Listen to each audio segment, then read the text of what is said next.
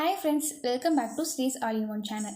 இன்றைக்கி நம்ம வீடியோவில் நம்ம 10th ஸ்டாண்டர்ட் படிக்கும்போது எல்லாரும் எம்ப்ளாய்மெண்ட் கார்டு அப்ளை பண்ணியிருப்போம். நம்ம பண்ணலனா கூட நம்ம ஸ்கூல்லையே கம்பல்சரி அப்ளை பண்ணி கொடுத்துருப்பாங்க.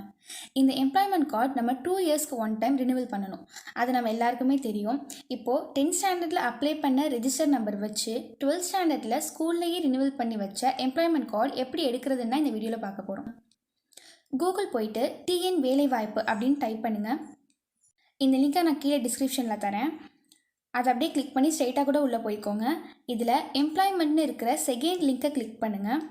இப்போது உங்கள் 10th எம்ப்ளாய்மெண்ட் கார்டில் மேலே ரெஜிஸ்டர் நம்பர் அப்படின்னு கொடுத்துருப்பாங்க. அதை அப்படியே டைப் பண்ணிக்கோங்க. பாஸ்வேர்டு வந்து உங்கள் டேட் ஆஃப் பர்த் தான்.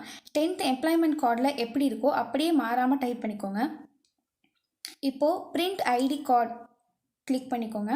இதுதான் உங்கள் எம்ப்ளாய்மெண்ட் கார்டு. இதை டவுன்லோட் பண்ணி வச்சுக்கோங்க. இனிமேல் இதை 2 இயர்ஸ்க்கு ஒன் டைம் ரினிவல் பண்ணிக்கோங்க.